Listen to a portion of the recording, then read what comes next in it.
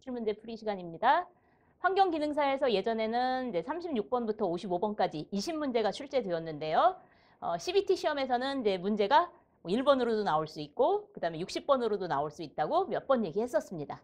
그리고 이 폐기물, 우리 기출문제 풀이 보시기 전에 여러분들은 먼저 대기와 수지를 먼저 보고 오시도록 하세요. 그 이유는 얘기했죠.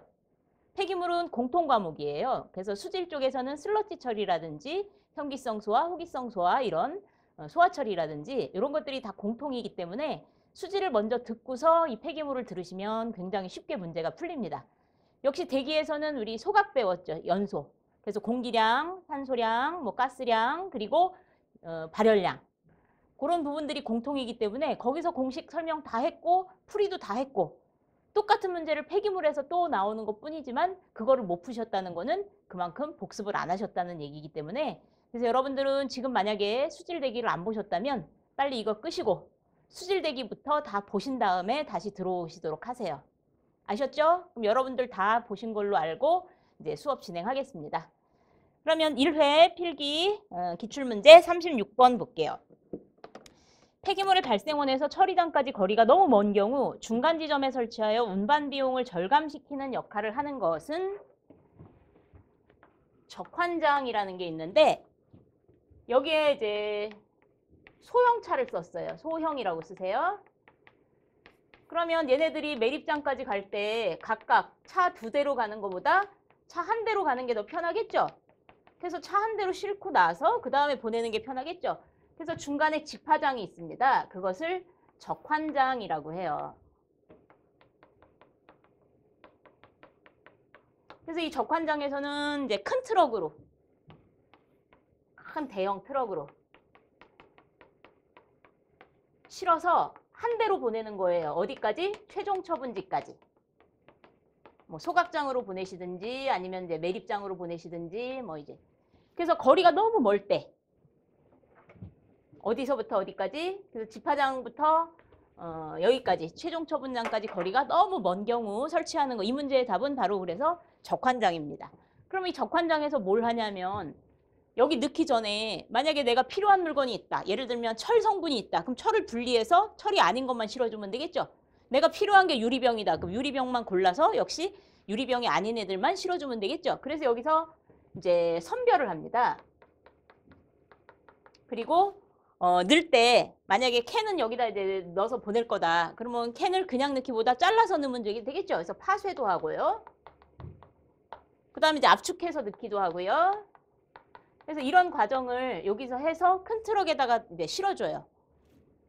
그러다 보니까 이제 파쇄하면서 드르륵 드르륵 기계 소리 많이 나고 압축하면서 역시 찡 하는 소리가 많이 나기 때문에 그래서 이 적환장의 문제점은 소음, 진동, 그 다음에 이제 분진,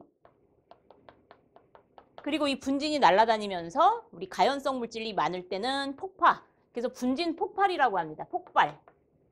폭발 사고 같은 것들이 즉 화재 사고 같은 것들이 많이 나요. 그래서 먼지 많은 곳이 우리 화재 많이 나요. 그래서 콘센트에 먼지 많이 끼고 이러면 여러분들 불 조심하셔야죠. 화재 날 수 있기 때문에. 그래서 이런 문제점을 발생할 수가 있고 이 적환장은 어디에다 설치하냐면 대부분이 이제 만약에 마을이 이렇게 생겼다고 할게요. 그럼 여기는 이제 집들이 많아요. 아파트 단지들도 많고 그리고 여기 집들이 이제 띄엄띄엄 한 군데 두 군데밖에 없어요. 그러면 하중 중심 지역에다가 설치하도록 되어 있습니다. 하중 중심. 그럼 하중 중심은 만약에 책받침이 있을 때 이 책받침 위에 여기는 많이 있고 여기는 조금 있을 때 그러면 이렇게 손가락으로 이런 식으로 됐을 경우 어디가 하중 중심이에요? 이 집 쪽으로 가까워야 이게 평형을 이루면서 안 기울어지겠죠? 이쪽으로 가면 이게 삐 이렇게 기울어지겠죠? 그래서 하중 중심이 바로 이 집들이 많은 곳과 가까운 곳이기 때문에 그러니까 너무 불평불만이 많은 거예요. 적환장을 한번 설치하면 님비 신드롬. 님비 신드롬이 뭐예요? 그래서 무게중심이라고도 하죠. 그래서 이런 게 많이 있기 때문에 님비 신드롬, 뭐의 약자인지 다 아시죠? Not in my backyard. 이건 상식 문제로 많이 알려져 있습니다. 뭐예요? 지역적 이기주의. 우리 집 주위에는 절대 안 돼. 이런 유해시설 절대 안 돼. 그러고 막 피켓 들고 그 앞에서 막 반대하고 막 그러는 게 바로 님비 신드롬입니다. 우리 환경기능사에는 안 나오지만 만약에 공무원 시험을 나중에 보신다. 이게 자격증 가산점 때문에 그러면 이거의 반대말도 나오죠. Please in my front yard에서 핀피. 공무원 시험 보실 분들 나중에.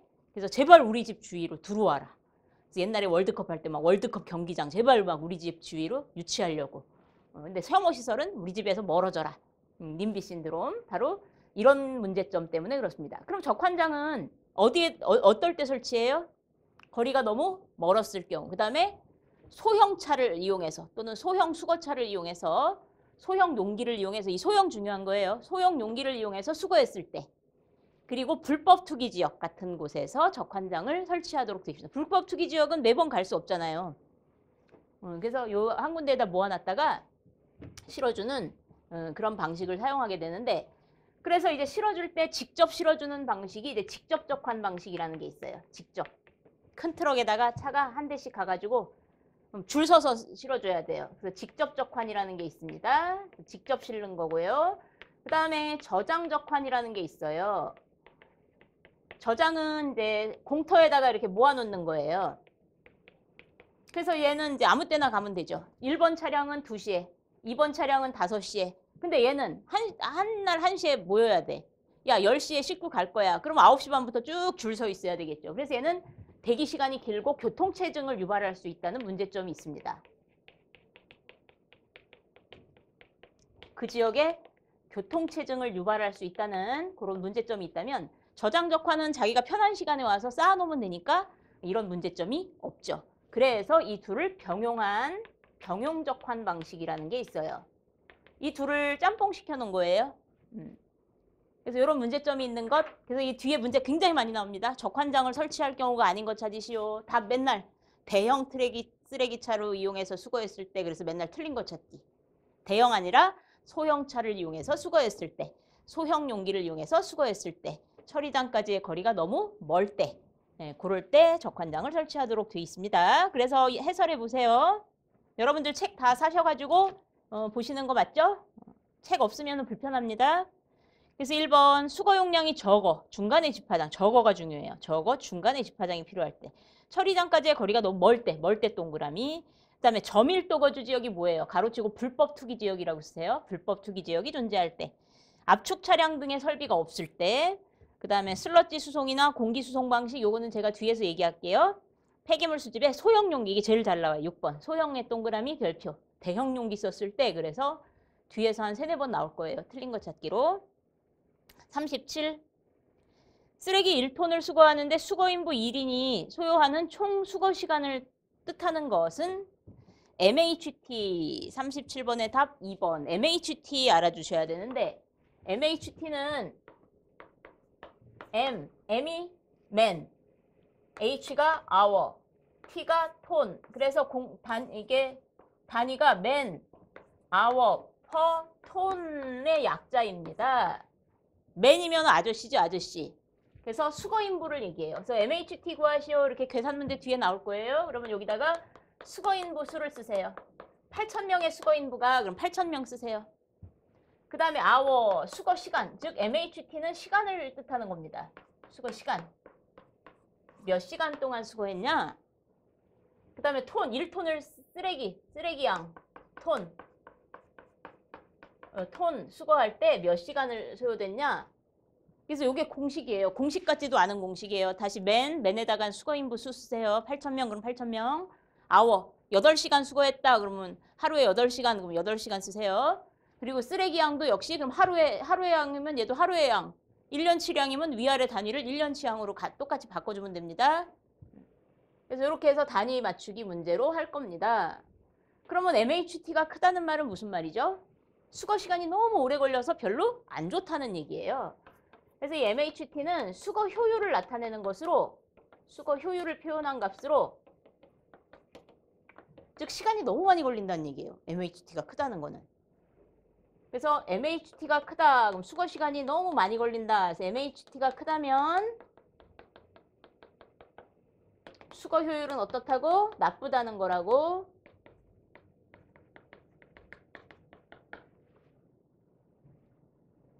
그러면 어떤 게 MHT가 클까요? 잘 상상해 보세요. 쓰레기통이 집 안에 있을 때와 집 밖에 있을 때, 즉 아저씨가 언제 편해요? 수거하시기가. 그치? 집 밖에 있을 때가 편하겠죠? 그래서 MHT는 집안 쓰레기통과 집 밖 쓰레기통을 본다면 집 안에 있는 쓰레기통은 수거 시간이 오래 걸려요. MHT는 시간이라니까. 그래서 수거 시간이 많이 걸려요. 집 밖에 있는 쓰레기통은 수거 시간이 좀 짧게 걸리겠죠. 얘보다는. 그 다음에 고정식 쓰레기통과 이동식 쓰레기통이 있어요. 어떤 게 더 편해요, 아저씨가? 이동식이 편하겠죠? 그래서 고정식은 시간이 더 많이 걸려. 이동식 쓰레기통은 시간이 짧게 걸려요. 아저씨가 편한 게 집 밖에 있으면서 이동식 쓰레기통이 MHT가 작겠죠. 즉 편하겠죠. 그 다음에 MHT가 가장 적은 거, 가장 좋은 거, 그거는 타종 수거 방식이 가장 좋습니다. 타종 수거 방식이 MHT가 가장 적어요. 종만 땡땡땡땡땡 치면 집집마다 아줌마들이 쓰레기통 가지고 차로 오는 거예요. 그러니까 아저씨들 얼마나 편해요. 그렇죠? 그러면 반대로 제일 아저씨들이 불편해했던 거, 그게 벽면 부착식 쓰레기통이라고 해서 얘는 MHT가 가장 커요. 얘는 적고, 즉 가장 안 좋은 방식이 지금은 없어요. 7, 80년대에 그때 아파트들이 많이 없었을 때 이제 여러분들 이제 엄마나 아니면 할머니한테 한번 물어보세요. 나이 어리신 분들은 엄마나 할머니, 나이 많으신 분들은 아마 자기네 집에도 있었을 수 있어요. 요게 이제 이게 이제 옛날에는 이제 단독주택이 많았죠. 이런 기와집들이 많았죠. 그래서 이 집 벽에 이렇게 쓰레기통이 이렇게 붙어 있어요. 그럼 아저씨들이 와서 그때는 연탄이라는 걸 많이 연료로 사용했을 텐데 연탄을 아줌마들이 이 쓰레기통에다 버리는 거예요. 벽에 딱 붙어 있는. 그리고 문이 위에도 있고 옆에도 있습니다. 그럼 아저씨들이 이제 위에서 먼저 이제 안 깨진 연탄을 이렇게 하고 이제 하다가 깨질 수도 있죠. 그러면 앞에 있는 문을 열어가지고 이제 거기서 막 긁어내니까 너무 불편한 거야. 이거 쓰레기 수거하기가. 그래서 지금 현재는 없어졌죠. 벽면 부착식 쓰레기통은 여러분들 할머니 때, 나이 어리신 분들은 할머니 때, 나이 많으신 조금 많으신 분들은 80년대생 분들은 이제 엄마한테 물어보면 아 우리 집에도 있었어 이렇게 얘기할 거예요. 지금은 없어졌어. 왜? 너무 불편하니까. MHT가 너무 크니까. 아셨죠? 그래서 MHT라는 것은 수거 효율을 나타내는 거다라는 거 꼭 알아두세요. 그래서 1톤의 쓰레기를 수거하는데 1인의 인부가 소요되는 총 시간을 뜻한다. 그래서 수거하는 데 걸리는 시간이라고 외우시면 됩니다. 38 수질에서도 배우셨을 거예요. 제가 그래서 수질 보고 오셔야 편하다는 거.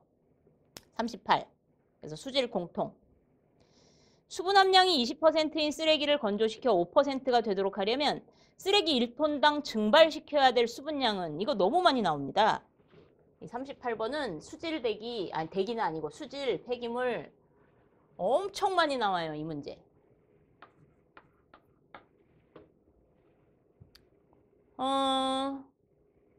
폐기물을 분석했을 때 이성분으로 분석하는 게 있어요. 이성분 분석법. 그리고 3성분 분석법이 있고요. 그 다음에 4성분 분석법이 있습니다. 이것을 대충 분석한다 그래서 계략 분석이라고 해요. 그래서 뒤에 기능사 문제 뒤에서 계략 분석했을 때 4성분 분석했을 때 아닌 거 찾으세요. 이렇게 문제 나올 거예요. 여러분들 기출문제에 나올 겁니다. 그리고 끝까지 가서 분석하는 것을 극한 분석이라고 합니다. 극한, 끝까지 가서 분석했다는 얘기예요. 그래서 얘는 다른 말로 원소 분석이라고 합니다. 그래서 우리 원소가 제일 작은 단위죠. 그 다음에 이제 분자, 원자, 분자 뭐 이렇게 했듯이 원자, 즉 원소 분석. 그래서 탄소가 몇 프로 있고 수소가 몇 프로 있고 황이 몇 프로 있고 이렇게 분석하는 것이 질소가 몇 프로 있고 이것을 극한 분석. 끝까지 가서 원소까지 분석한다 그래서 극한 분석. 얘는 대충 분석한다 그래서 계략 분석이라고 해서 이 4성분이 여러분들 기능사 기출문제 뒤에 몇 번 나올 거예요. 그래서 얘를 대기에서는 공업 분석이라고 해요. 그러면 수질 배우신 분들, 즉 수질 듣고 오신 분들, 이성분은 뭐랑 분석하는 거죠? 쓰레기를 수분은 이제 W라고 수질에서 많이 하죠. 그 다음에 고형물을 뭐라고 배우셨어요? 수질에서 토탈 솔리드, TS. 토탈 솔리드. 솔리드가 고형물이란 뜻이죠. 토탈은 총. 그래서 영어 약자로 이제 TS라고 해가지고 여러분들 유식한 이제 고형물 그럼 이제부터 TS 이렇게 하셔야 돼. 이렇게 해서 이제 100%로 분석하는 건데 그러면 수분이 20%다 그러면 고형물은 80%란 얘기죠. 수분이 30%다 그러면 고형물은 70%란 얘기죠. 두 개로 분석했으니까. 수분 외에는 나머지는 고형물이다 이렇게 보는 거고 이번에는 이제 세 가지로 분석하는데 수분은 똑같아요. 수질에서는 수분 W, 워터. 그 다음에 고형물은 탈 수 있는 고형물. 그것을 가연분이라고 하죠. 그리고 탈 수 없는 고형물. 그것을 무기물이라고 하죠. 그래서 이 가연분과 가연분을 여러분들은 이제 VS로 배웠을 거예요. 그리고 탈 수 없는 고형물을 회분을 FS라고 배우셨을 거예요. 수질에서는 이렇게 3성분으로 분석하는 것을 계략 분석이라고 합니다. 가연분이 뭐예요? 탈 수 있는 고형물. 회분은 뭐예요? 탈 수 없는. 그래서 이 회분을 우리는 재라고 많이 하죠. 재. 그래서 연탄은 재가 많죠. 즉 회분이 많죠. 그래서 나중에 이 재는 색깔이 하얘요. 그게 이제 실리카 성분 때문에 그런데 그래서 재는 이제 회분이 하얗습니다. 하얗게 나와요. 연탄이 타고 나면 그게 다 회분이에요. 탈 수 없는. 그래서 연탄은 회분이 많다. 그 다음에 이제 사성분으로 분석하면 수분, 회분은 똑같아요. 근데 이 가연분을 또 두 개로 나눕니다. 휘발성 물질, 휘발분과 휘발 성분이라 그러셔도 돼, 뒤에. 그 다음에 이제 고정탄소라는 것으로 나누는데 이 고정탄소가 발열량을 만드는 탄소예요. 그래서 발열량과 관계 있어요. 즉 고정탄소가 많으면 발열량이 높습니다. 휘발분은 이제 매연 껌댕이를 만드는 거예요. 탈 수 있기는 한데 타가지고 매연인하고 껌댕이를 만드는 그러니까 안 좋은 애들이에요. 그래서 여기서 좋은 애들은 수분이 있으면 불이 안 붙죠. 안 좋아. 세분이 있으면 재가 많이 남고 탈 수 없는 성분이 많으니까 발열량도 안 나오겠죠. 휘발분이 많으면 검댕이가 많이 나오고 고정탄소가 많아야 발열량이 높은 좋은 연료가 되는 것입니다. 그래서 뒤에 계략 분석에 사성분 분석에 분석하지 않는 거 찾으세요. 이렇게 나오면 맞추실 수 있어야 돼요. 그러면 이제 38번 수분이 20%인 쓰레기를 건조시켜 5%가 되도록 하였다.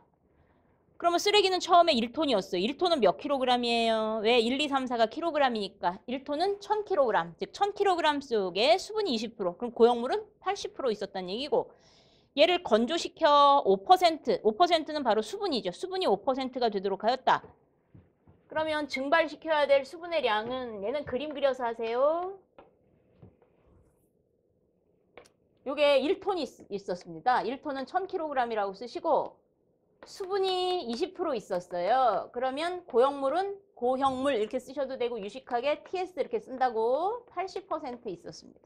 수분은 W라고 쓰시면 더 좋죠. 근데 두 글자니까 그냥 쓴 거예요. 근데 고형물은 세 글자니까 너무 길어서 그냥 저는 TS라고 쓸게요. 그럼 얘를 건조시켰습니다. 건조가 뭡니까? 사과를 잘라가지고 건조기에 넣었어요. 그럼 건조가 뭐예요? 수분이 날아가서 없어지는 것을 건조라고 하죠. 그래서 여기는 수분이 증발하는 것을 건조라고 합니다. 그러면 고형물은 증발해요? 사과에서 고형물 증발해요? 아니에요. 수분만 증발해요. 그러면 얘는 요만하게 줄어들겠죠. 그래서 수분이 5%가 됐대요. 그럼 고형물은 몇 프로예요? 95%라는 얘기죠. 이때 얘를 구하래. 날아간 수분 증발량을 구하래요. 그러면 이게 1000kg이고 이게 800kg이면 빼주면 200kg 날아갔다. 그래서 얘를 먼저 구해야 되죠. 얘 무게가 얼마인지만 알면 1000에서 얘 빼준 것이 날아간 수분량이다. 이렇게 해서 마지막 답을 구할 수가 있습니다. 그러면 어떻게 구하냐? 수질에서 어떻게 배우셨어요? 처음에 고형물의 양과 나중에 고형물의 양은 같아야 한다. 이렇게 배우셨죠. 날아간 건 수분만 날아간 거지 고형물은 똑같이 있어야 되니까 그럼 1000kg에 80%가 고형물이에요. 그림 보고 하시는 거 이제 1000kg에 0.8, 80%. 그 다음에 나중에는 Xkg 속에 95%가 고형물이에요. 0.95. X는 뭔지는 몰라. 얼마인지는 몰라. 우리가 구해야 될 게 X예요. 이렇게 해서 X를 먼저 구합니다. 그러면 1000 곱하기 0.8 나누기 0.9 해보세요. 얼마 나오나? 842.11 나와요. 842.11kg. 근데 그러면 이 그림에서 날라간 양 구하시오. 얘가 우리가 구해야 될 답입니다. 그럼 빼주라고. 1000에서 지금 구한 얘가 지금 841이니까 빼라고. 그래서 1000 빼기 842.11 빼주면 계산기 있으니까 여러분들 이제 계산기로 하시면 돼요. 157.89 이렇게 나오겠네요. 그래서 약 158kg이 증발된 거다. 수질 많이 풀어보셨을 문제. 문제 39번 갈게요. 폐기물을 압축시켰을 때 부피 감소율이 75%였다. 압축비를 구하시오.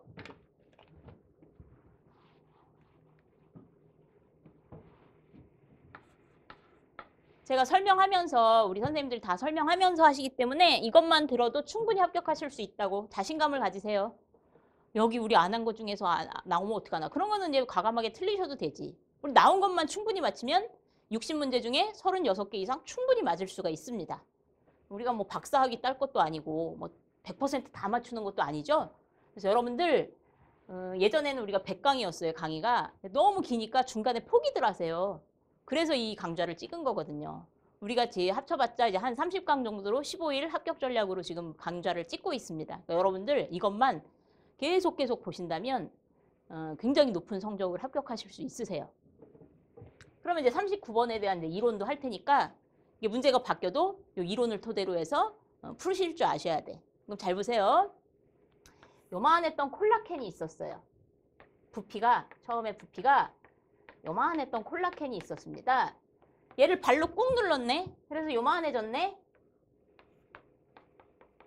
그럼 압축됐죠? 압축시켰어요.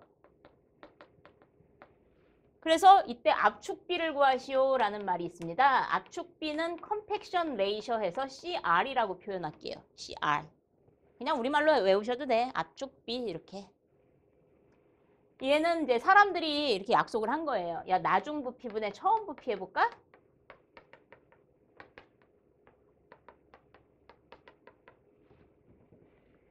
그러면 나중에 만약에 이게 처음에를 100이라고 하고 나중에를 80이라고 하면 80분의 100이 되겠죠? 그래서 이 압축비는 밑에가 작은 값이고 위에가 큰 값이니까 항상 1보다 커요. 그래서 만약에 문제에 부피가 2개 나왔다. 그러면 어떻게 하시냐면 작은 부피분의 큰 부피 하시면 되죠. 만약에 밀도가 2개 나왔다. 그럼 작은 밀도분의 큰 밀도 하시면 돼요. 그래서 작은 값분의 큰 값. 이게 공식입니다. 이 문제 그럼 한번 풀어볼까요? 부피 감소율이 75%였대요. 그러면 그림에다가 이렇게 그림 그려놓으시고 부피 감소율이 75%였다 이 얘기는 그럼 처음을 100으로 가정해 보세요. 100. 안 나오면 100으로 가정하세요. 일로 하면 안 돼요. 일로 하는 것보다 100이 더 편해요. 일로 해도 돼요. 네, 1보다는 100이 편합니다. 그래서 100으로 가정한 다음에 감소된 게 75%래요. 그럼 75%를 여기다가 써줘요. 75%가 내가 살을 빼가지고 없어졌어. 부피가 사라졌어요. 다이어트를 해서. 그러면 남아있는 거 얼마예요? 우리는 남은 걸 원해요. 살 빼서 없어진 걸 원하는 게 아니라 남아있는 몸무게를 원하는 거죠. 그러면 25가 남았겠죠? 그럼 여기다가 작은 부피분의 큰 부피, 즉 25분의 100 한 게 이 문제의 답입니다. 아시겠어요? 그래서 작은 값분의 큰 값.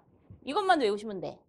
그래서 답은 25분의 100. 그림 그려서 하시라고. 다시 감소율이 75%래요. 부피가 75% 감소했어요. 내가 100kg 살을 가지고 있었는데 열심히 매일매일 조깅하고 다이어트해서 75% 살이 빠졌어. 그러면 남아있는 몸무게는 나는 25. 그러면은 압축비는 1보다 커야 되니까 작은 값분의 큰 값, 즉 25분의 작은 부피분의 큰 부피 100. 사라진 양은 여러분 보실 필요 없다고. 근데 만약에 밀도가 2개 나왔어요. 그럼 작은 밀도분의 큰 밀도 하시면 돼. 처음에 밀도가 얼마, 나중에 밀도가 얼마. 그럼 여러분들은 밀도는 아이스크림처럼 생겼다고 우리 배웠는데 이렇게 아이스크림으로 배웠는데 대기에서 얘가 부피분의 질량. 즉 밀도하고 부피는 반비례 관계입니다. 얘는 분모에 있고 얘는 분자가 있다는 거죠. 그래서 반대라서 처음 밀도분의 나중 밀도 이렇게 돼요. 공식이. 그럼 헷갈리잖아요. 여기는 처음, 여기는 나중, 여기가 처음, 여기가 나중 헷갈려. 그러니까 어떻게 하라고? 밀도가 2개 나오면 작은 밀도분의 큰 밀도. 부피가 2개 나오면 작은 부피분의 큰 부피. 그래서 작은 값은 항상 밑으로, 큰 값은 항상 위로. 그래서 압축비는 1보다 크다. 아셨죠? 그래서 답은 25분의 100 하면 암산으로도 4가 나오네요. 답은 4라고 찾으시면 됩니다. 40번 분뇨. 분뇨는 똥과 오줌을 얘기하죠. 그러면 똥, 오줌, 분뇨. 분뇨는 고형물, 똥하고 분뇨, 뇨가 바로 오줌, 오줌하고 섞여 있는 반고상 물질입니다.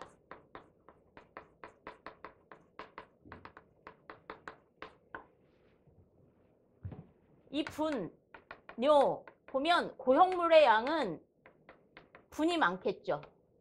그래서 이게 7대1 정도예요. 뇨가 1, 분이 7. 그 다음에 양은 뇨가 훨씬 많죠. 그래서 양은 얘를 1로 봤을 때 그래서 소변 보러 많이 가요? 똥 누러 많이 가요? 그러면 변비 있는 사람은 한 일주일에 한 번 가죠. 저처럼 변비 있는 사람은 일주일에 한 번 가는데 소변은 뭐 하루에도 5번 이상 가잖아요. 8번 정도 가요. 그래서 8에서 10 정도입니다. 그래서 이런 특성을 가지고 있는데 이 분뇨는 지역, 인종, 계절에 따라 달라집니다. 왜? 먹는 음식이 다르니까요. 채식을 많이 하는 사람들은 섬유질 성분이 많고 에스키모처럼 고기를 많이 먹는 사람들은 단백질 성분이 많아요. 그리고 고체하고 액체하고 분리하기 쉬워요? 섞여 있는데 어렵죠. 그래서 고액 분리가 어려운 반고상 물질이라고도 합니다. 그러면 거기에 특징 좀 볼게요. 1번. 분뇨는 1번 틀렸어요. 연중 배출량 및 특성 변화 없이 일정하다 아니라 먹는 음식이 다르기 때문에 다 다르다. 그래서 계절, 인종, 그러니까 특성 변화가 따라서 달라진다 그래야 됩니다. 그래서 1번 틀렸고 2번. 분뇨는 대량의 유기물을 함유하고 있고 점도가 높다. 3번. 분뇨에 포함되어 있는 질소화물은 그래서 옛날 사람들은 분뇨를 옛날에 그 중세시대 때 그 패스트 유행하고 이랬을 때 유럽이죠. 중세 유럽에 분뇨 버리는 통이 따로 있었습니다. 길거리마다. 그래서 그 분뇨를 아무 데다 버리면 벌금 맞고 막 곤장, 태형 맞고 그랬대요. 왜냐하면 그 분뇨가 나중에 밭에다 비료 성분으로 뿌릴 수 있는 거라. 왜 분뇨에는 질소가 많거든? 우리 소변에 뭐가 많다고 배웠어요? 암모니아가 많다고 배웠죠? 그게 다 질소거든. 그래서 그 분뇨를 이제 밭에다 뿌려서 농작물을 키워 먹었죠. 근데 그러다 보니까 사람의 기생충이 다시 또 식물한테 가고 그거가 또 사람한테 또 오고. 그러니까 그때는 옛날에는 기생충약을 그렇게 많이 먹었어요. 근데 요즘 기생충약 먹는 사람 거의 없죠. 왜? 화학 비료를 쓰기 때문에 요즘은 분뇨를 안 쓰고. 그래서 이 분뇨는 질소 함유율이 높아서 그 밭에다 비료로 많이 뿌리고 이 질소는 바로 암모니아죠. 암모니아라고 쓰세요. 암모니아는 염기성 물질이거든요. 알칼리성 물질. 그래서 pH 강화를 막아줍니다. 분뇨는 도시하수에 비해 고용물 함유도가 높습니다. 이런 특징을 가지고 있고 이 문제 뒤에 또 나와요. 분뇨는 계절, 인종, 지역에 따라 달라진다는 거. 그래서 특성 변화 없지 않고 특성 변화가 크다는 거. 41. 다음 중 덮개 시설에 관한 설명으로 덮개 시설 그러면 복토라고 알아두세요. 복토. 어디에서 나오냐면 매립에서 나옵니다. 매립. 매립지에서 이제 매립을 해요. 그러면 쓰레기가 날아갈 수 있으니까 여기다 흙을 덮어요. 그것을 복토라고 해서 덮는 거죠. 덮개. 그래서 얘를 복토라고 해서 덮개 시설에 대한 설명이다 옳지 않은 것은 당일 복토는 매립 작업 종료 후에 그래서 그날 매일매일 실시한다. 그래서 얘를 일일 복토라고 합니다. 그 다음에 셀 방식의 매립에서는 상부면의 노출 기간이 7일에 동그라미 치세요. 7일 이상 되면 그때는 두께 15cm 이상으로 한다. 그 다음에 3번 당일 복토 재료에 사질토를 사용하면 압축 작업이 쉽고 통기성은 좋으나 악취 발산의 가능성이 크다. 이런 거 다 안 나오니까 그냥 읽어만 보시고 꼭 외워야 될 게 4번입니다. 중간 복토의 두께는 15cm로 하고 우수 배제를 위한 중간 복토는 최소 0.5 아니라 2% 그리고 15cm 아니라 30cm라고 알아두시면 되는데 그럼 그림 그려드릴게요. 복토에는 세 가지가 있어요. 복토의 가장 큰 목적은 쓰레기 날림 방지겠죠. 그리고 이거 외에도 굉장히 많은 목적이 있어요. 뭐 그다음에 이제 쥐라든지 파리가 서식하지 않도록 하는 그래서 해충 방지 목적도 있고요. 그래서 해충, 동물 이런 애들이 파헤치지 않도록 그런 파리나 쥐 이런 애들 방지하는 목적도 있고 나중에는 이제 복토를 많이 해가지고 거기다 나무를 심습니다. 그래서 식물 성장을 위한 기반 조성.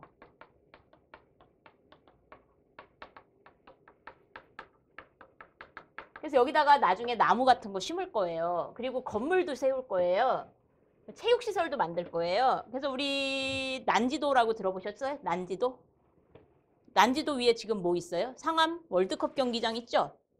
거기 하늘공원인가? 저는 안 가봤어요. 그래서 몰라. 하늘공원도 굉장히 좋다고 하던데 거기에. 그런 시설들을 만들어 놓은 거예요. 그 난지도 매립이 끝난 다음에. 그리고 30년 뒤에 지을 수가 있습니다. 안정화 기간이 30년이에요. 그러니까 30년 동안 그대로 안정화시켜야 돼. 왜? 거기다 건물 졌는데 나중에 집안 침하가 일어나 쓰레기 분해가 덜 돼가지고 쓰레기가 분해되면서 집안이 침하되면 건물들이 무너져 버릴 수가 있잖아요. 그래서 30년 동안은 안정화 기간을 둬야 됩니다. 그래서 이런 나중에 식물 성장을 위한 근데 식물 성장 방지 그럼 틀려요. 그런 거를 위해서 복토를 하는데 매일매일 하는 것을 일일 복토라고 해요. 그날. 그래서 얘는 이제 15cm 이상의 두께로 하도록 법에 정해져 있습니다. 우리나라 폐기물법에. 그 다음에 이 중간 복토를 하게 되는데 이 중간 복토는 추석이나 설날 이런 전에 휴가 때 그래서 7일 이상 작업이 중단되었을 때 합니다.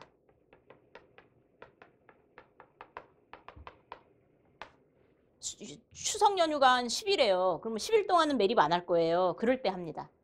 이때는 조금 더 두껍게 해요. 30cm 이상의 두께로 기울기는 2% 이상이 되도록. 그러니까 산소 모양처럼 덮으란 얘기예요.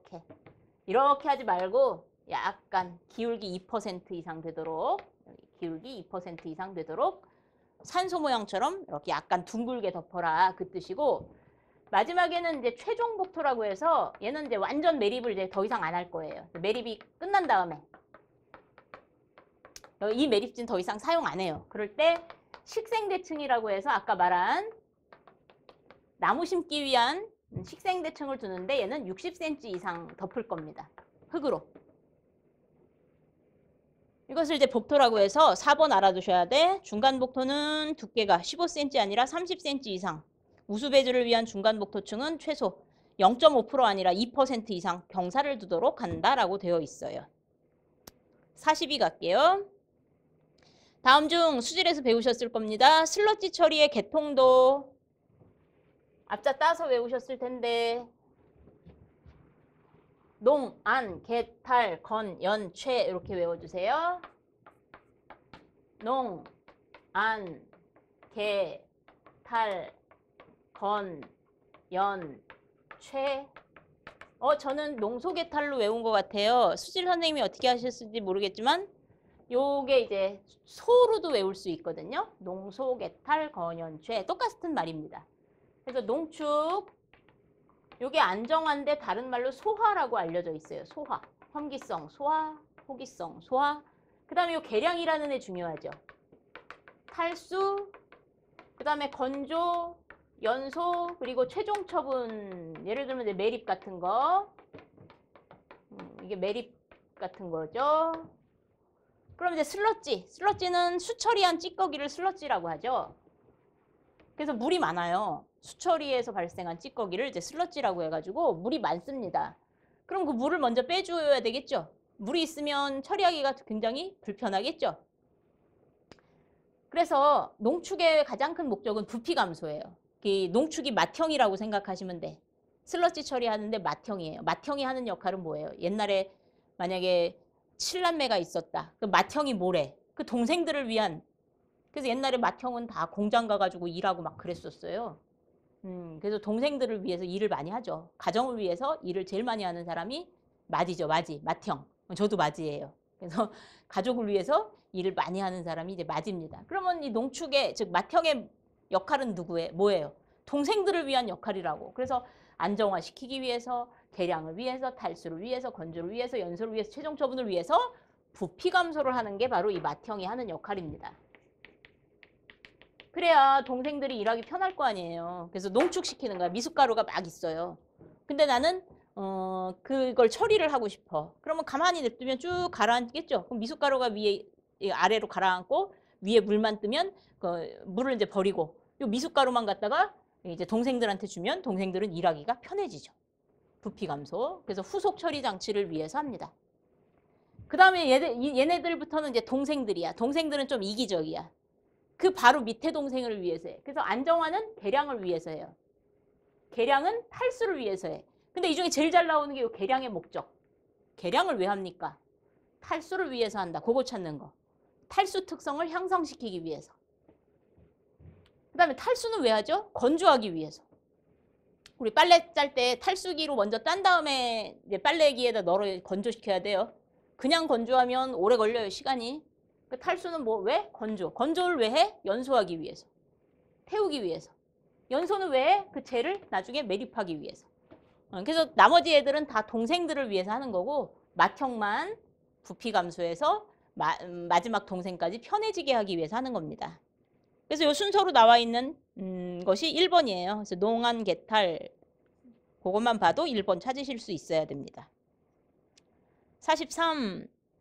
A 도시의 쓰레기를 분류하여 성분별로 수분 함량을 측정한 결과가 아래와 같다. 이 폐기물의 평균의 동그라미. 평균 수분 함량은 평균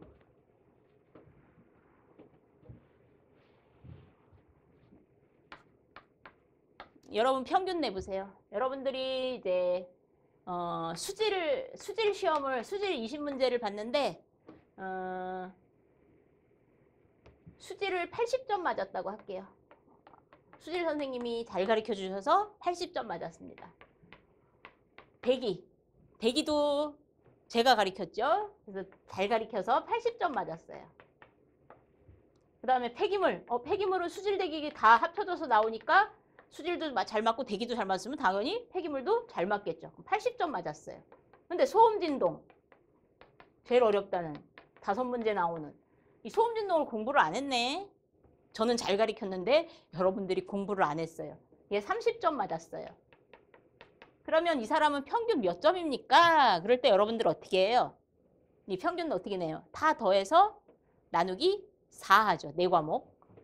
그것을 평균이라고 해가지고 공식으로 하면 이렇게 돼요. 평균 점수를 구하세요. 이러면 더해요. 더하라는 수학 기호를 이렇게 씁니다. 혹시 아시는 분? 어떻게 읽는지 아시는 분? 시그마. 시그마.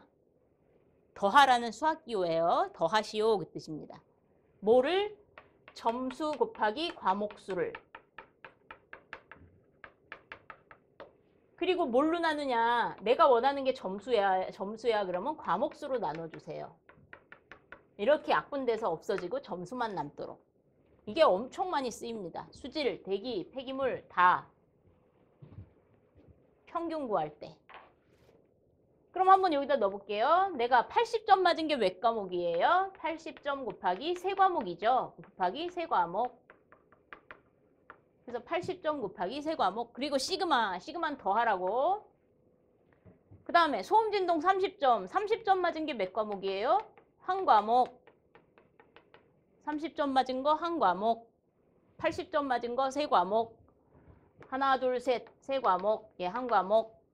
그리고 총 시험본 과목 수는 3과목, 1과목 합쳐서 몇 과목? 4과목.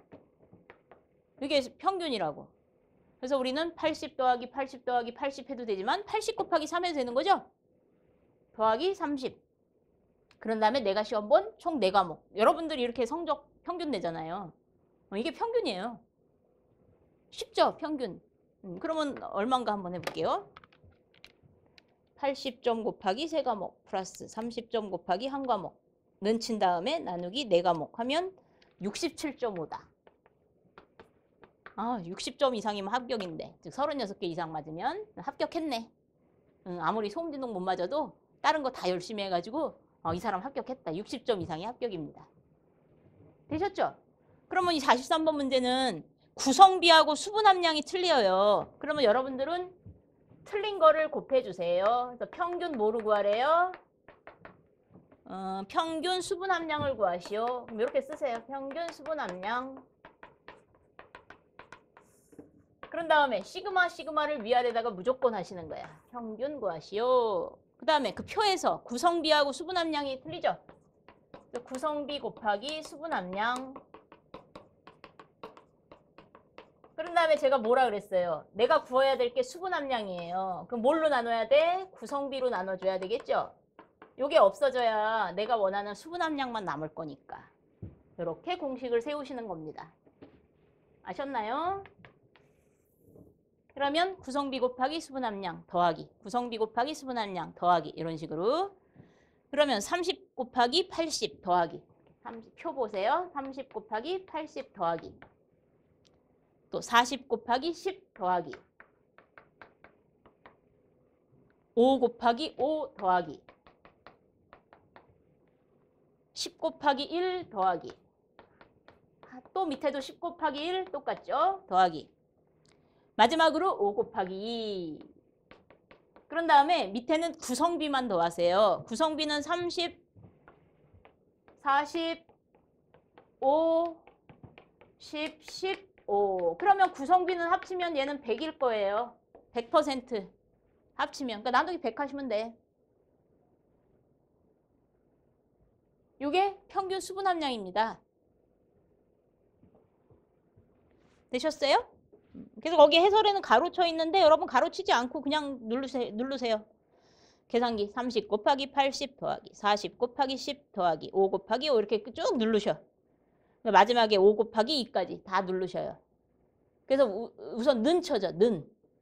그래서 얼마 이렇게 나오겠죠. 거기다가 나누기 100 하시면 돼. 구성비는 합치면 항상 100%니까. 그래서 28.5 이렇게 나와야 됩니다.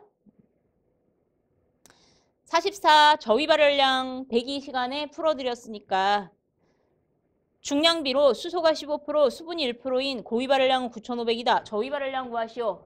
그래서 대기 잘 들었으면 얘는 쉬운 문제. 저위 발열량 공식 외워보세요. 고위 발열량 빼기. 나는 600으로 할래요. 그래도 되고.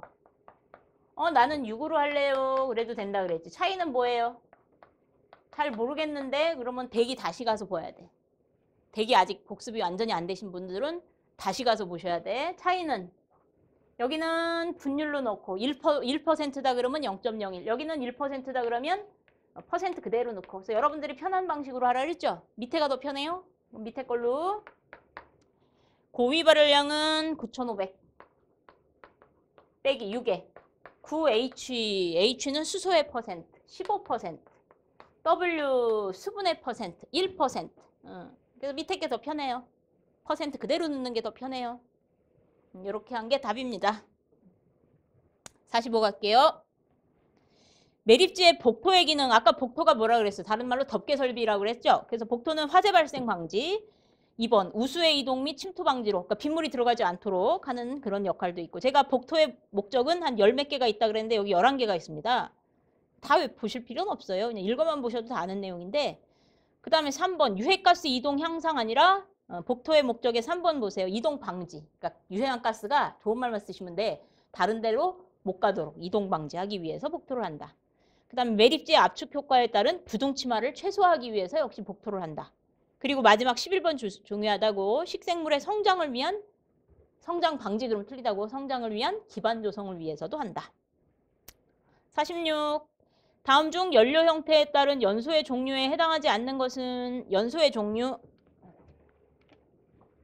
우리 하나 배웠어요. 대기에서. 자기연소, 다이나마이트, 노벨 얘기하고 그랬었던 그게 기억이 나셔야 됩니다. 그럼 여기서 몇 가지를 더 배워볼게요. 46. 연소는 발해온자 확표난다가 있습니다. 발해온자 확표난다. 그래서 대조영이 만든 나라죠. 해동성국. 해가 뜨는 발해 만든 대조영. 그래서 발해가 멸망을 했는데 2개월 안에 멸망했대요. 그래서 그 이유가 갑자기 발해 사람들이 없어진 거예요. 그 역사 서적 같은 데 보면. 그래서 왜 발해가 멸망했는지가 참고로 나온 자료들이 없대요. 그래서 추측을 해봤더니 그때 아마 백두산 화산이 폭발했지 않았나. 그러니까 사람들이 갑자기 우리 폼페이 화산 폭발한 것처럼 많이 죽었고, 그러다 보니까 딴 데로 다 이주했고, 그러니까 발해란 나라가 그래서 없어졌다. 뭐 이런 썰이 있습니다. 썰. 그래서 이 발해는 이 증발연소를 얘기합니다. 증발연소. 물이 증발했네. 그런 말 쓰죠. 요거는 열분해. 분해연소. 그 다음에 예혼합. 미리 섞는다 그래서 예혼합이라고 합니다. 그 다음에 요거 배웠어요. 자기. 자기가 가지고 있는 연료로 연소하는 것. 그 다음에 확산과 표면 연소가 있습니다. 그러면 어떻게 하냐? 고체 연료가 하는 연소를 찾아볼까요? 고체 연료. 고체 연료는 표면에서 탔죠? 이게 고체. 그 다음에 액체 연료가 하는 연소 찾아볼까요? 증발. 물이 증발했네. 그래서 이거는 액체 연료가 탈 때 하는 연소예요. 고체 연료는 표면, 액체 연료는 증발. 그 다음에 기체 연료, 날아가다가 만납니다. 그래서 기체 연료. 그 다음에 기체 연료는 미리 섞어요. 메탄하고 에탄하고 프로판하고 막 이런 식으로 다 섞어요. 그래서 우리 LPG는 뭐하고 섞은 거예요? LNG는 메탄이고 LPG는 프로판과 부탄이 섞인 거다. 그렇게 얘기했었죠. 그 다음에 요 자기연소. 자기연소는 다이나마이트라고 근데 시험에는 안 나온다고. 노벨이 만든 다이나마이트로 안 나오고 성분 뭐? 니트로글리세린 또는 나이트로글리세린이라고도 해요. 그래서 이게 다이나마이트 성분으로 자기가 가지고 있는 산소를 가지고 유일하게 연소하는 액체죠. 다른 애들은 공기가 없으면 안 타. 근데 얘는 공기가 없어도 타. 왜? 자기가 산소를 가지고 연소하니까. 위험해요. 툭 치면 뻥 하고 터지는 위험한 것이 바로 자기연소. 그래서 그걸 상용화해서 돈 많이 버신 분이 노벨.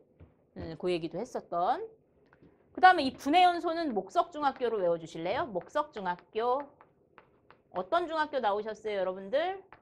저는 매양중학교. 수원에 매양여중 나왔습니다. 아직도 그러나? 저희 때는 교복자유라서 교복 안 입었거든요. 그래서 근데 우리 그 매양중학교는 치마만 입게 했어요. 거기다 매양중학교는 이렇게 언덕에 있어요. 그 화홍문이라고 해가지고 거기를 건너면 이렇게 언덕이 높은. 겨울에 올라가기 되게 힘들어. 눈 오면. 거기를 치마 입고 올라가니까 다리통이 무다리가 됐던 그때 기억이 있는데 요거는 목석중학교입니다. 저는 매양중학교. 여러분들 요거는 목석중학교. 그래서 목재와 석탄과 중류 탈 때 씁니다. 분해연소. 목재와. 그러면 이 표면연소는 어떤 거가 탈 때 씁니까? 목재를 태우면 목탄이란 게 만들어지죠. 목탄. 그러니까 여러분들 숯이에요. 숯. 고기 구워 먹을 때. 여러분 요즘 캠핑 많이 가죠? 캠핑 갔을 때 쓰는 숯. 그게 목탄이야. 그러니까 목재를 한번 태워서 만든. 석탄을 한번 태워서 만든 것을 이제 코크스라고 하거든요. 이런 고체 연료들이 하는 거예요. 한번 태워서 만든 애들. 중류는 액체지만 증발연소라고 하시면 안 돼. 중류는 고체에 가까워요. 끈적끈적해서. 요거는 분해연소를 합니다. 그래서 목석중학교 이렇게 외워주시면 되겠죠.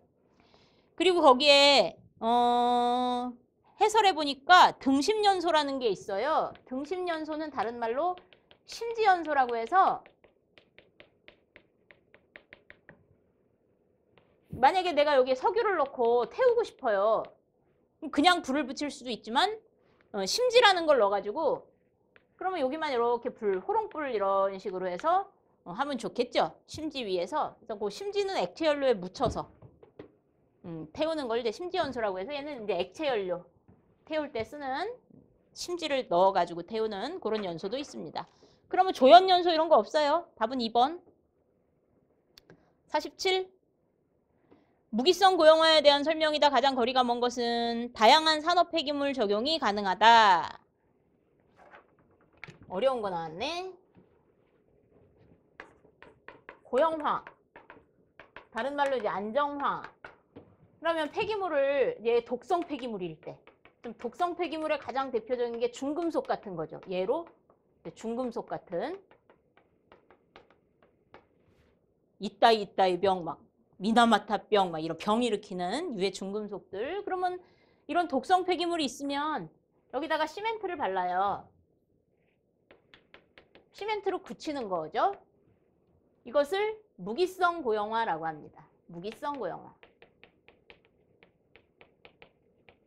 근데 가격이 좀 저렴해요. 반대말은 유기성 고형화라고 해서 얘 잘 사용 안 합니다. 그래서 현장 자료가 빈약하다라는 말이 있는데 대부분 고형화는 이렇게 시멘트로 굳히는 거를 많이 사용해요. 무기성 고형화를 많이 사용하지. 유기성 고형화는 이제 뭐 알데히드 뭐 이런 거 이용하는 거거든. 효소 뭐 이런 유기물질을 이용하는 거거든요. 요소 이런 거 이용하거든요. 그래서 유기물이 들어있는 약품을 이용해서 고형화시킨다 그래가지고 얘는 잘 사용 안 합니다. 그래서 대부분이 이 무기성 고형화 방식을 많이 사용하는데 이 고형화의 특징은 둘 다 수밀성이 커요. 둘 다. 얘도 수밀성이 커. 수밀성은 물이 침투하지 못하게 하는 정도를 수밀성이라고 해서 물이 안 침투하게 만드는 거죠. 그래서 수밀성이 크다. 물이 침투하지 않게 만든다는 뜻입니다. 좋은 말, 수밀성이 크다. 그래서 거기 표를 보시면 유기성 고형화랑 무기성 고형화 표를 보시면 무기성 고형화는 저렴한 비용, 근데 유기성은 처리 비용이 큼. 그 다음에 무기성은 물리화학적으로 안정 양호하고 고화 재료가 구입하기 용이하고 재료에 독성이 없다. 그 다음에 다양한 산업 폐기물에 적용한다. 바로 문제에 나왔죠. 그 다음에 상온 상하폐에서도 처리가 가능하며 고화 재료에 따라 고화 최적 증가가 다양하다.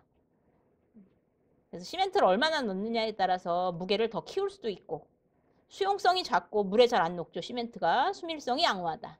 유기성 고형화는 처리 비용이 큼. 유기 독성 물질에 적합. 만약에 유기 독성 물질, 유기물을 좋아하는 독성 물질이 있다 그러면 다 녹아버리겠죠. 미생물, 유기물 좋아하죠. 그리고 자외선, 역시 유기물을 분해시키죠. 그래서 이런 거에는 안정성이 약할 거예요. 그게 잘 사용 안 한다고. 그래서 7번에 산업화된 처리법 현장 자료가 빈약하다. 이 얘기는 잘 사용하지 않는다. 5번 수밀성이 크며 고형화는 수밀성이 크게 하기 위해서 만든 게 고형화입니다. 그래서 얘도 다양한 폐기물에 적용이 가능하고 그 다음에 고도의 기술이 필요해서 무슨 말? 잘 사용하지 않는다는 말. 그러면 47 다음 중 무기성 고형화에 대한 설명이다. 거리가 먼 것은 다양한 산업 폐기물, 유기성이건 무기성이건 다양한 산업 폐기물. 수밀성과 수용성이 높아. 수밀성은 높지만 수용성이 높으면 안 돼.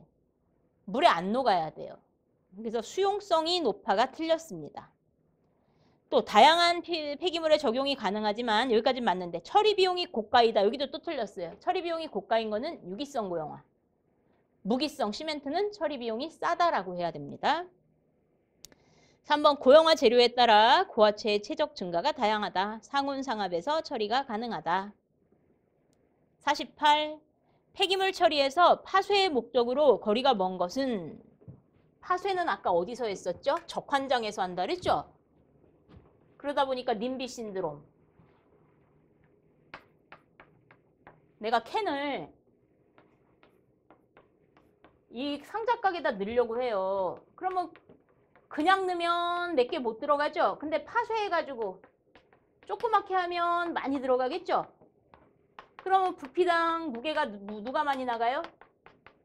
당연히 얘가 더 많이 들어가겠죠? 얘는 캔 5개밖에 못 들어간다면 파쇄를 해서 넣으면 캔이 10개도 들어갈 수 있네. 그래서 파쇄의 목적은 즉 부피당 질량을 겉보기 비중이라고 해서 파쇄는 거기 우리 해설에 겉보기 비중이 증가합니다. 겉보기 비중이 도대체 뭡니까? 그러면 여러분들은 밀도라고 알아두셔야 돼요. 밀도가 도대체 뭡니까? 그러면 아이스크림. 이렇게 아이스크림이라고 알아두셔야죠. 즉 부피분의 질량. 즉 더 많이 들어가요. 부피는 똑같잖아요. 상자각 한 개의 부피는 똑같은데 질량이 위에 거하고 아래 거하고 아래 게 더 크겠죠. 파쇄를 해서 넣으면. 그래서 겉보기 비중 증가. 이게 가장 큰 목적입니다. 또 두 번째, 입자 크기의 균일화.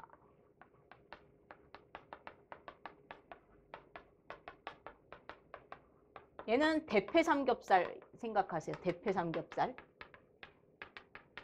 네, 다음 시간에도 또 나올 텐데 이것을 이제 전단식 파쇄기라고 배울 거예요. 사람이 대패 삼겹살처럼 쓸 수 있어요? 없어요. 이 파쇄기를 이용하면 대패 삼겹살 만들어서 돈 많이 버신 분이 백종원 씨래요. 그래서 그분이 돈을 많이 번 이유 중에 하나가 대패 삼겹살을 최초로 발명한 사람이래요. 근데 그렇게 쓸 수 있어요? 없죠. 그렇게 균일화가 가능해. 파쇄를 하면.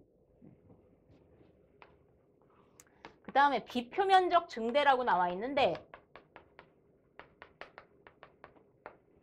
비표면적은 최적당 표면적. 여러분들 이거 모르셔도 돼요. 비표면적은 최적당 표면적을 얘기합니다. 최적당 표면적. 그리고 수학 시간에 최적을 6분의 파이 d의 3승이라고 배우셨을 거고 표면적은 파이 d의 제곱이라고 배우셨을 거예요. 수학 시간에. 그러면 약분하면 이제 d분의 6이 남거든요. 요걸 이제 비표면적이라고 합니다. 즉 입경이 작을수록 비표면적이 커요. 그럼 파쇄를 했으니까 입경이 작아졌으니까 당연히 비표면적이 크겠죠. 그래서 겉보기 비중 증대, 비표면적 증대. 다 증대 써야 돼. 그 다음에 유가물 분리회수율 증대. 유기물 잘못 쓴 거 아니에요? 아니에요. 유가물.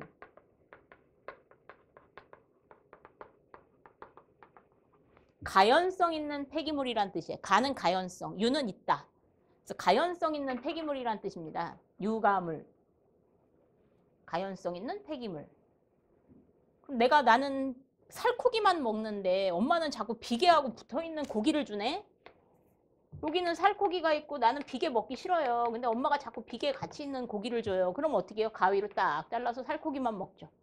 그래서 파쇄를 하면 내가 필요한 것만 골라낼 수 있어요. 내가 필요한 게 뭐예요? 가연성 폐기물이죠? 그런 거가 바로 장점입니다. 그럼 아닌 거 48번의 1 부식 효과 억제? 이런 건 아니에요. 그래서 겉보기 비중 증가, 특정 성분 분리. 이게 가연성 성분.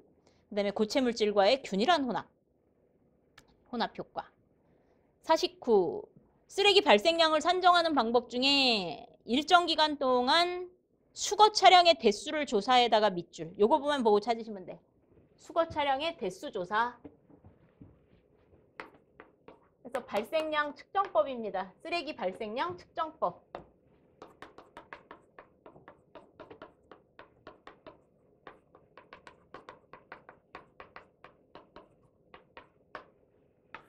세 가지 이름부터 알아두시는데 직접에 동그라미 치세요. 뒤에서는 간접 그래서 틀린 거 찾기로도 나옵니다. 간접. 그리고 여러분들은 개근에도 동그라미 치셔야 돼. 개근.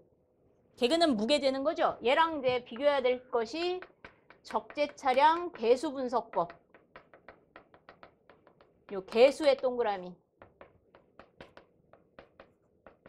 만약에 8톤짜리 트럭을 그날 5대를 이용했어요.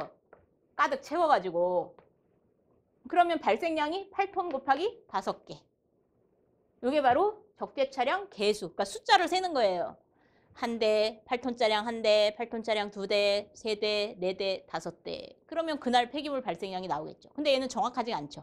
어떤 차는 가득 싣고 올 거고 어떤 차는 조금 싣고 올 거고. 그렇죠? 그러면 한 대 한 대당의 무게를 다 재는 게 좋겠네. 그게 직접 개근. 개근은 무게를 잰다는 얘기입니다. 그래서 쓰레기 매립장으로 들어갈 때 이 개근 장비를 통과해서 무게 표시 보고 이제 그 다음 들어가죠. 다음 차 들어왔을 때 또 무게 표시 보고 들어가죠. 이런 게 또 어디냐면 고속도로 입구에 있죠. 고속도로는 과적 차량 출입 금지라고 써 있습니다. 걔네들이 고속도로를 망가뜨리거든. 많이 싣고 가는. 그래서 트럭 같은 경우에는 이제 진입로가 따로 있어요. 이쪽은 승용차, 저쪽은 트럭. 그럼 트럭 들어가는 데는 좀 높아요. 개근 장비를 통과해야 되니까. 그래서 거기 놓고 삐 소리 나면 못 가요. 그건 과적 차량이라 그래서 고속도로에 진입을 안 시키죠.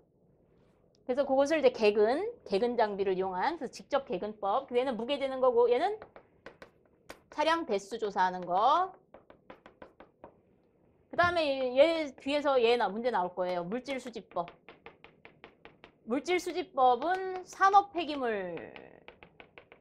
그럼 산업 폐기물의 가장 대표적인 게 이따 뒤에서 배울 이제 지정 폐기물이라는 애가 있는데 그 산업 폐기물 추산할 때 사용합니다. 요것만 잘 외우시면 되는데 그 산업 폐기물에는 이제 만약에 폐유, 폐산이 있다고 칠게요. 폐유, 폐산. 그래서 A 도시에 폐유 들어간 양, 즉 입 나간 양, 출. 가계부 쓰는 거하고 똑같아. 폐산 들어간 양, 나간 양 이거를 다 입력을 하는 거야. 일일이. 그래서 폐유 오늘은 5톤 들어왔네. 그리고 2톤 나갔네. 폐사는 10톤 들어왔는데 8톤이 나갔네. 그럼 2톤 남아있겠죠. 그 다음날 그래서 뭐 6월 5일 6월 6일, 뭐 6월 7일 뭐 해가지고 들어간 양, 나간 양, 들어간 양, 나간 양. 그래서 얘는 상세한 데이터가 있어야만 사용할 수 있고 들어간 양만 쓰는 거 아니에요. 나온 양도 같이 써줘야 돼요. 그래서 물질 수지를 세워서 입출일간의 물질 수지를 세워서 근데 한번 딱 입력을 해놨어요. 그러면 이게 엑셀에다 하죠. 대부분이. 그러면 엑셀은 더하기 그러면 클릭만 딱 하면 함수 합 누르면 쫙 나오죠. 들어온 양 토탈 얼마, 나간 양 토탈 얼마. 그달, 6월달, 7월달, 또 1년치. 그래서 한 번 데이터만 딱 확보돼서 입력만 하면 그 다음부터는 신속 정확하게 양을 구할 수 있는 것이 물질수지법입니다. 어디에 사용한다고? 산업폐기물 추산할 때 사용한다고. 그래서 뒤에 산업폐기물 추산할 때 사용하는 방법은 그러면 물질수지법 이렇게 찾아주셔야 돼요. 단점이 뭐예요? 상세한 데이터가 있어야 그리고 입력하는데 시간이 좀 많이 들겠죠. 조사해야 되니까 다. 그런 게 장단점으로 뒤에서 나올 거예요. 그래서 여기 수거 차량의 대수란 말 보고 찾아주세요. 그러면 대수, 그러면 개수, 개수 분석법 답입니다. 답은 3번. 50. 상식 문제. 다음 중 폐기물 중간 처리 방법이 아닌 거. 그러면 최종 처리 방법. 아까 파쇄, 압축, 선별은 어디서 해요? 적환장에서. 매립은 최종 처분지에서. 그래서 매립은 중간 처리가 아니라 최종 처분입니다. 51. 다음 중 매립지에서 유기물을 혐기성 분해할 때 가장 늦게 일어나는 단계는 수질에서 배우셨나요? 혐기성 분해할 때 이거 뒤에서 또 나올 텐데 혐기성 분해할 때 이 혐기성 분해는 무슨 말이냐면 호기성하고 혐기성하고 한번 비교해 보세요. 여러분들 배우셨으니까. 호기성과 혐기성의 차이점은 뭡니까? 호기성 미생물이, 즉 공기를 좋아하는 미생물이 공기 속 산소를 가지고 유기물을 분해하는 거. 사람도 호기성이죠. 산소 없으면 죽어요. 산소를 같이 마시면서 우리 몸속의 밥, 유기물을 분해하는 거. 사람도 호기성이라고 보시면 되고 혐기성은 산소 없이, 산소를 싫어해. 그래서 얘는 공기 없이 또는 결합산소를 이용해요. 나 공기 속 산소 필요 없어. 나는 결합산소 이용하면 돼. 이 결합산소가 바로 H2O입니다. 여기 수소랑 결합되어 있는데 얘 산소잖아요. 공기는 싫어하니까 공기한테 나 공기 너 싫어. 공기한테서 절대 산소 안 꼬올 거야. 그게 혐기성이에요. 나는 물에 있는 산소 이용해도 돼. 이게 혐기성. 그래서 공기 없이 하기도 하고 즉 산소 없이 하기도 하고 결합산소를 이용하기도 합니다. 그러면 결합산소가 물이죠? 물을 한문으로 뭐라 그래요? 수라고 하지. 수질할 때 그 수가 물이란 뜻이죠. 그래서 혐기성 분해 1단계는 물을 이용하는 분해입니다. 그래서 물을 가해서 분해시킨다 그래가지고 가수, 이 수가 뭐라고? 물이라고 가수분해라고 해요. 물을 가해서 결합산소를 이용해서 분해시킨다. 그래서 가수분해 방식. 그래서 여기에서는 유기물이 분해됩니다. 그래서 이제 포도당으로 분해가 되죠. 이제 탄수화물은 포도당으로 분해가 되고, 그 다음에 단백질은 아미노산으로 분해가 되고, 여러분들 우리 학교 다닐 때 배우셨던 지방도 분해되고, 글루코스로 분해되고, 뭐 이런 식으로 아마 배웠을 거예요. 아니, 글리세린으로 분해되고. 그럼 이제 분해되면서 산이 생겨요. 그래서 2단계는 산 생성 단계라고 합니다. 이때 이 중간에 발효라는 게 나오는데 이 가수분해를 하게 되면 유기물이 발효가 됩니다. 그래서 이 가수분해 한 다음에 뒤에 있다 바로 발효가 나와요. 그래서 이 발효는 산 생성 단계까지 같이 유기물이 분해되면서 그래서 2단계에는 산 생성되는데 여기서 이제 알코올 같은 게 생깁니다. 알코올, 알데히드 이런 게 생겨요. 뭐 케톤 뭐 이런 애들이 생성돼요. 그래서 여러분들 김치가 익으면 산이 생겨서 시큼하죠? 그거예요. 그 다음에 3단계는 이제 메탄 생성 단계라 그래서 매립지에는 마지막에 메탄가스가 나옵니다. 이 메탄가스는 어떤 특징을 가지고 있어요? 폭발력이 있죠. 그래서 처리를 잘 못하면 뻥 하고 터질 수가 있으니까 이 기체연료의 특징이기도 하죠. 그래서 잘 모아가지고 처리를 해줘야 돼. 그래서 이 메탄 그리고 또 연료로 쓸 수가 있겠죠. 그래서 매립지의 열대 중에 그 자동차를 서울시 수도권 매립지에서 이 메탄가스를 서울시 버스에다가 넣어준다고. 그래서 서울시 버스의 10대 중에 9대가 이 매립지에서 발생한 메탄을 모아가지고 넣는 차들이라고 하더라고요. LNG차라고 CNG차라고 아마 자동차 버스 보면 써 있을 거예요. 압축 천연가스란 뜻인데 이게 바로 매립지에 들어가서 메탄가스를 받아오는 애들이죠. 그래서 이 메탄 생성 단계라고 합니다. 그래서 뒤에서는 조금 더 자세하게 그래프로 또 그려드릴 거예요. 그래서 메탄이 더 많이 나와요. CO2도 나오는데 CO2는 우리 입에서 지금 나오고 있는 이산화탄소 또 나오긴 하지만 메탄이 훨씬 더 많아서 여기를 메탄 생성 단계라고 합니다. 그러면 가장 늦게 일어나는 반응이 뭐라고? 답은 메탄 생성 단계. 가장 처음은 가수분해 단계, 그 다음에 알코올 발효, 그 다음에 산 생성, 그리고 메탄 이렇게 되겠죠. 52. 슬러지나 분뇨의 탈수 가능성을 나타내는 것은 이거는 뭐 다 외우셔야 돼. 탈수 가능성에다 네모치시고 여과비 저항. 탈수 특성을 나타내는 것 중에 모세관 여과 시간이라는 거하고 여과비 저항이라는 게 두 가지가 있는데 기능사에서는 여과비 저항만 나왔습니다. 시험에. 그러면 이 둘이가 뭔지 알려드릴게요. 요것만 시험에 나왔어요. 탈수 특성을 알려주는 값은 답 여과비 저항. 그러면 먼저 모세관 여과 시간은 뭐냐면 내가 이제 걸레를 짰어요. 탈수기로 쫙 짰어요. 그럼 이 걸레가 잘 짜졌나 안 짜졌나 그거를 이제 하는 거야. 그러면 이제 짠 걸레를 밑이 뚫린 시험관에다가 넣어요. 그리고 여기다 이제 티슈를 넣는데 이 티슈를 여과지라고 합니다. 여과지를 바닥에다 놓고 짠 걸레를 밑이 뚫린 관에다가 이렇게 넣어줘요. 그러니까 슬러지를 짠 다음에 여기다 넣어주는 거죠. 그러면 여기로 이제 물이 쭉쭉쭉 스며들겠죠. 우리 티슈 깔아놓은 데다가 만약에 내가 여기다가 물이 들어있는 손수건 같은 걸 놨다고 쳐봐요. 그럼 티슈로 물이 스며들겠죠. 쭉쭉쭉쭉. 그러다 계속 스며들지 않고 여기서 멈출 거예요. 여기 쭉쭉쭉쭉 여기서 멈출 거예요. 그래서 이 멈춘 시간, 이것을 모세관 여과 시간이라고 합니다.